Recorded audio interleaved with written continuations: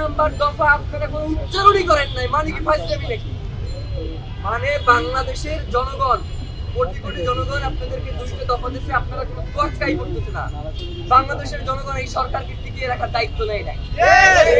এই সরকার যদি এই বিচার নিশ্চিত না করতে পারে, এই সরকারের থাকবার কোনো দরকার নাই। বাংলাদেশের জনগণ দীর্ঘ 15 মাস ধরে এই সরকারের শপথ অন্যায়কে শুধুমাত্র বৈধতা দিয়েছে যাতে জুলাইয়ের এই বিচারগুলো হয়, যাতে বাংলাদেশের স্বাধীনতা সার্বভৌমত্ব অক্ষুণ্ণ থাকে, যাতে বাংলাদেশের স্থিতিশীলতা বজায় রাখে, যাতে বাংলাদেশের সুষ্ঠু একটা নির্বাচন হয়।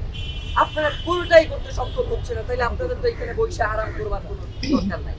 আপনাদেরকে যখন আমরা গিয়ে বলি যে এই খুনিদেরকে কারা ছাড়াইলো, আপনি হাসতে হাসতে বলেন যে বাবা এইটা কেমন কথা, এর দায়িত্ব তো আমার না। এই মিয়া ফাইজলামি করেন। আপনার আইন মন্ত্রী হয়েছে কি আপনার খালি দায় অস্বীকার করবার জন্য? আপনি আইন উপদেষ্টা হয়েছেন কি খালি দায় অস্বীকার করবেন এই জন্য? আপনার কি কোনো দায় নাই?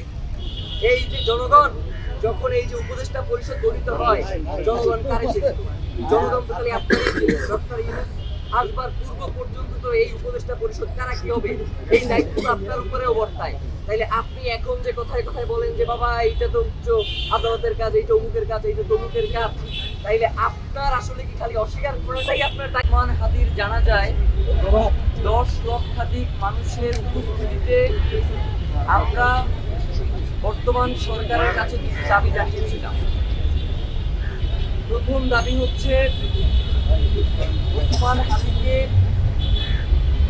যে খুন করেছে বা যারা খুন করেছে, যারা খুনের পরিকল্পনা করেছে, যারা খুনের সহায়তা করেছে, যারা খুনিদেরকে আশ্রয় দিয়েছে এবং খুনের যারা মদতদাতা, তাদের প্রত্যেককে দ্রুত গ্রেফতার করে আইনের আওতায় নিয়ে আসতে হবে।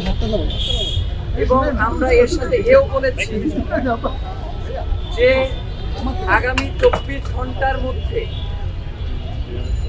সরকারের স্বরাষ্ট্র উপদেষ্টা এবং সহকারী উপদেষ্টাকে গত 1 সপ্তাহ ধরে তারা খুনের ব্যাপারে কি কি পদক্ষেপ নিয়েছে আসামিকে গ্রেফতারের জন্য, সেই ব্যাপারে তারা জনসম্মুখে এসে জনতাকে জানাবে।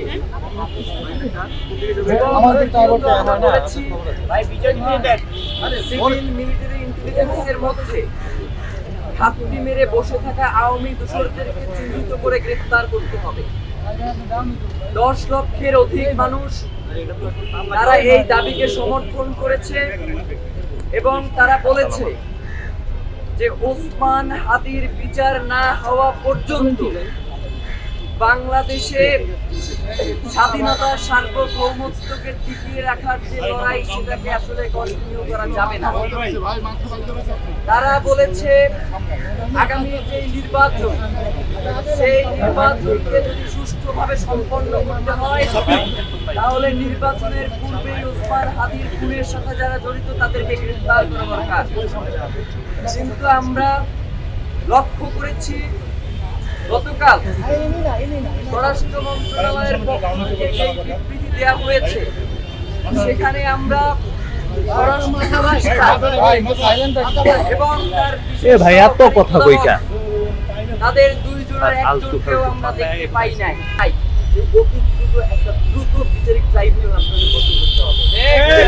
এই ঘটনার সাথে যারা জড়িত তাদেরকে অতি দ্রুত বাংলাদেশের বিভিন্ন গোয়েন্দা সংস্থা থেকে সর্বোচ্চ যারা